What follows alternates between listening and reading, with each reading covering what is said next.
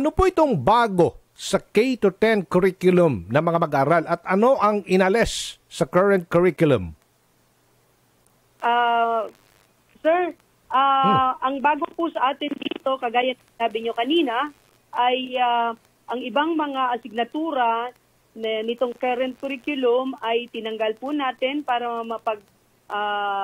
tibay pa natin ang mga kasanayang pangpagkatuto ng ating mga bata. Halimbawa po, sa grade 1, dati po ay ang ating learning areas or subjects na sinasabi ay mother tongue, Filipino, English, Math, Araling Panlipunan, MAPE, Edukasyon sa Pagpapakatao. 7 po yun. Pero dito sa matatag curriculum, 5 po, Language, Reading and Literacy, Math, Makabansa, GMRC. Bakit po natin ito ginawa? Una, gusto nating mapag-igting pa yung tinatawag na foundational skills ng mga bata, lalo na sa literacy and numeracy. Tapos, magkaroon sila ng sapat na oras para lalo pa nilang maintindihan at magkaroon ng tinatawag nating mga competencies na kanilang dadalhin pagkatapos nila ng isang grade level o baitang. Napakahalaga po ng ating ginagawa ngayon sapagkat kailangan masagot natin yung ibang mga problema na kinakaharap ng ating edukasyon. At ito yung isa sa mga nakita natin na paraan upang matugunan ang ganitong mga suliranin. Okay, maganda itong sa Makabansa. Cultural awareness, nationalism, patriotism, ano pa ito? Good manners and right conduct. Tama ba? Oo, maganda ito, mama. Pati peace education, i-introduce niyo rin.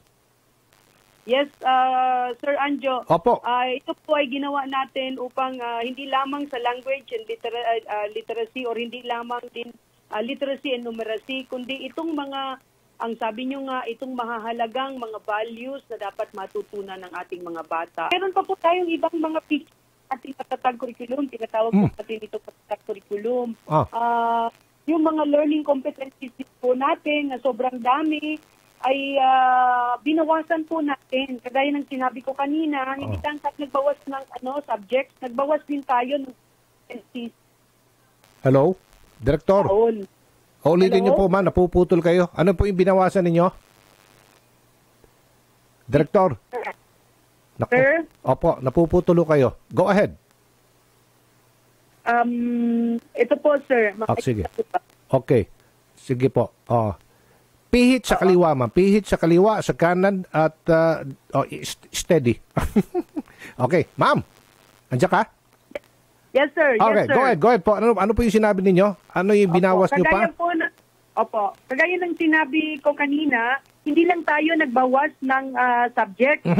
Lalo na sa grades 1 to 3, nagbawas din tayo ng mga learning competencies, sir. Okay. Kasi ang sinasabi natin dito, kailangan magkaroon ng oras para sa mga bata upang lalo pang ituro ng ating guro, palalimin ang pagtuturo ng mga competencies para kadala nila ito pagdating nila sa susunod na baitang. So, decongested din po tayo. Sinabi niyo na rin pong iba, intensified yung ating values education, lalo na yung ating GMRC. Okay. At saka meron din po tayong tinatawag na peace education. Ito bang... Okay, go ahead po. Ito bang K-10 new curriculum sa public school lang ba ipatutupad o maging sa pribadong elementary and high school? Opo. Sir, ang ating curriculum ay tinatawag nating national curriculum. Hindi lang po siya sa public school, maging sa private school din sila. Pero hindi natin sinasabing ito na lang ang ituturo nyo. Pwedeng dagdagan nyo yan sa private schools, lalo na kung meron pa po kayong time at kung meron pa kayong nais na emphasize. Pero ito yung standard na curriculum na susundin ng lahat. Mapubliko man, pampubliko man o pampribadong paaralan. Okay. Alright. Nasa pilot implementation stage pa lang ito this school year. Saan mga pilot implementation nitong ipatutupad itong matatag na curriculum? Yes, sir. Sir Anjo, ang balak po natin dito ay ipapilot po natin ito pero selected lang at the most 20 to 30 schools mula natin ngayong Setyembre. Opo, okay. So, ito, Yung mother tongue as a subject ay ay nagresulta po ng pagkalito. Tama ho ba sa mga teachers sa field, lalo na sa Luzon? Kasi may mga kababayan tayong mga Pilipino, pero may mga sari-sariling mother tongue. So kaya yun ang dahilan kung bakit tinanggal nyo muna ito. Sir, hindi po talaga natin ito tinanggal. Okay. Okay? Pinaigting pa natin ito dito sa bagong curriculum sapagkat, o tinatawag natin sa curriculum kasi nakapaloob siya sa tinatawag nating language subject saka reading and literacy. Mas inayos natin ito, mas systematic pa ang approach. Oh, okay. So, ang focus po natin, oracy at saka literacy. Okay. Dito po sa sa bagong matatag curriculum. Alright. So, kailan ang full implementation yan sa lahat po ng mga paralan sa bansa, Director? Opo, sir, ang ating full implementation po nito ay sa school year 2024-2025. Inihahanda po natin ang ating mga eskwelahan, ang ating mga guro, at ang mga librong kailangan ng ating mga kabataan upang tawag dito ay maayos na ma-implement ang ating K-10 curriculum. At saka siguro mahalaga din na malaman ng publiko na ito po ay phased implementation.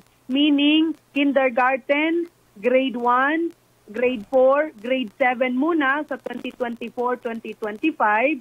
Tapos sa mga susunod na taon, grade 2 naman, grade 5, grade 8, and so on. Ang nakikita natin dito, by school year 2027-2028, may implement na natin ang grade 10 hanggang grade 10. Okay. So, ulitin ko lang gagamitin pa rin natin yung mother tongue as a medium of instruction pero hindi na siya ituturo as subject. Tama ba?